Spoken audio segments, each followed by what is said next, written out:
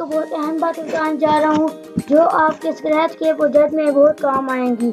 चलो चलते हैं स्क्रैच लिखने। ये मैंने स्क्रैच लिखा।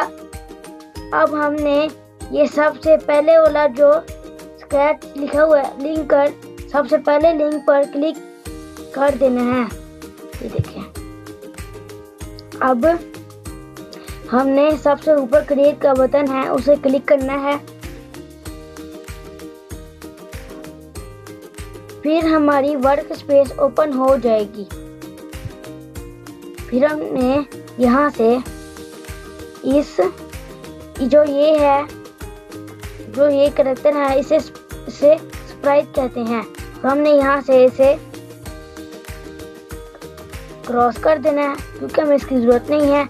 अगर हमने यहाँ से एक नया लेना है, नया स्प्राइट लेना है, हम लेंगे यहाँ से एक स्प्राइट। ये हम ले लेते हैं, ये यहाँ ले लेते हैं। अगर हमने कोई बैकड्रॉप लेना है तो हम ये दबाएंगे और हम यहाँ से ये दबा देंगे।